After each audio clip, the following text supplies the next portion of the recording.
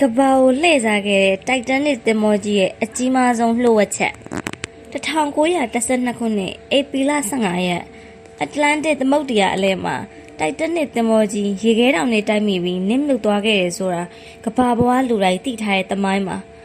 ဒါပေမဲ့တကယ်လို့အဲ့ဒီနေ့ကပင်လယ်အောက်ခြေကိုနစ်မြုပ်သွားခဲ့တာတကယ်ပဲတိုက်တန်နစ်သင်္ဘောကြီးမဟုတ်ခဲ့ဘူးဆိုရင်ရော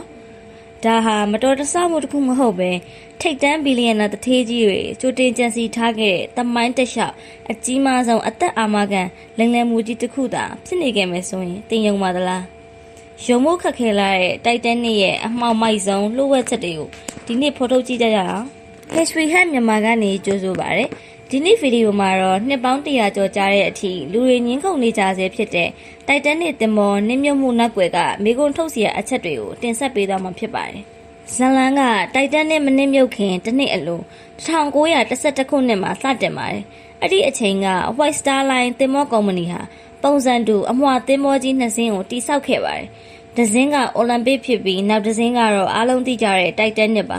ပြဿနာကအိုလံပစ်သင်္ဘောကြီးဟာသူ့ရဲ့9ချိန်မြောက်ခရီးစဉ်မှာဗြိတိရှစစ်သင်္ဘောတစ်စင်းနဲ့အကြီးအကျယ်တိုက်မိပြီးပျက်စီးသွားခဲ့ပါတယ်။ကုမ္ပဏီအနေနဲ့အိုလံပစ်ကိုပြင်ဆင်ဖို့အချိန်နဲ့ငွေကြေးအမြောက်များလိုအပ်လာသလိုအာမခံကုမ္ပဏီကလည်းရော်ကြေးပေးဖို့ညှင်းဆိုခဲ့ပါတယ်။ကုမ္ပဏီဟာဒေဝါလီခံရလူနေပါအခြေအနေကိုရောက်သွားပါတော့တယ်။အဲ့ဒီအချိန်မှာလူတွေမတင်ကားစရာအစီအစဉ်တစ်ခုထွက်ပေါ်လာတယ်လို့ theory အများအပြားကဆိုကြပါတယ်။အဲ့ဒါကတော့ပျက်စီးနေတဲ့အိုလံပစ်သင်္ဘောကြီးကိုမတိမတာပြင်ဆင်ပြီးအသစ်ဆက်ဆက်တိုက်တန်နစ်လို့နာမည်ပြောင်းတက်လိုက်တာပါပြီးတော့အဲ့ဒီအိုလံပစ်သင်္ဘောဟောင်းကြီးကိုခရီးစဉ်တစ်ခုမှမတော်တဆဖြစ်ဟန်ဆောင်ပြီးနစ်မြုပ်ပစ်လိုက်မယ်ဒါဆိုရင်အသစ်ဆက်ဆက်တိုက်တန်နစ်သင်္ဘောအတွက်ထားရှိရဲ့အသက်အာမခံကြေးအမြောက်အများကိုရယူပြီးကုမ္ပဏီကိုကယ်တင်နိုင်မယ်ဆိုတဲ့အကြံစီပါပဲဒါကြောင့်တိုက်တန်နစ်ရဲ့ပထမဆုံးခရီးစဉ်မှာရေအောက်ရောက်သွားခဲ့တာတကယ်တော့တိုက်တန်နစ်အစစ်မဟုတ်ပဲကြိုတင်ပျက်စီးနေတဲ့အိုလံပစ်သင်္ဘောကြီးဖြစ်နေနိုင်ပါတယ်လို့ဆိုကြပါတယ်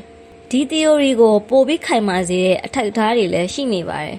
White Star Line ကုမ္ပဏီကိုပိုင်ဆိုင်တဲ့ကမ္ဘာအချမ်းသာဆုံးတထေးကြီး JP Morgan ဟာတိုက်တန်နစ်ရဲ့ VIP လက်မှတ်ကိုဝယ်ထားပေမဲ့ခရီးမထွက်ခင်နိုင်ပိုင်းအလိုမှာပဲရုတ်တရက်ခရီးစဉ်ကိုဖျက်သိမ်းသွားခဲ့ပါတယ်။သူ့လိုပဲတခြားချမ်းသာတဲ့တထေးကြီး90ကျော်ကလည်းနောက်ဆုံးမိနစ်မှခရီးစဉ်ကိုဖျက်ခဲ့ကြပါတယ်။ပိုဆိုးတာကရေခဲတောင်ကိုကြိုတင်မြင်နိုင်ဖို့ကင်းဆောင်တွေအသုံးပြုရမယ်။မှန်ပြောင်းတွေကိုသွက်ခတ်ထားတဲ့ဗီဒီယိုထဲမှာထည့်ထားပြီးအဲ့ဒီတော့ကိုပါတင်မောပေါ်ကနေယူသွားခဲ့ကြပါတယ်။ဒါဟာတမင်တကာများရေခဲတောင်နဲ့တိုက်မိအောင်ဖန်တီးခဲ့တာလားဆိုတာစဉ်းစားစရာပါဒီနေ့အချိန်ထိပင်လယ်အောက်ခြေမှာအိတ်ဆက်နေတဲ့သင်္ဘောကြီးဟာအိုလံပစ်လားတိုက်တန်နစ်အစ်စ်လားဆိုတာတိကျတဲ့အဖြေမရှိသေးပါဘူးတမိုင်းဆိုတာအနိုင်ရသူတွေငွေကြေးနဲ့ဩဇာအာဏာရှိသူတွေဖန်တီးထားတဲ့ဇလန်းတပုံများဖြစ်နေမလားကြည့်ရှုသူတို့ကရောဒီ theory ကိုယုံကြည်ပါသလားတိုက်တန်နစ်ဟာတကယ်ပဲမတော်တဆမှုလားသို့မဟုတ်လှည့်စားမှုကြီးလားဆိုတာ comment မှာအတူတူဆွေးနွေးပေးခဲ့ကြပါအောင်ဒီလိုလူသိနေတဲ့တမိုင်းဝင်လှုပ်ဝက်ချက်တွေကိုဆက်လက်ကြည့်ရှုနိုင်ဖို့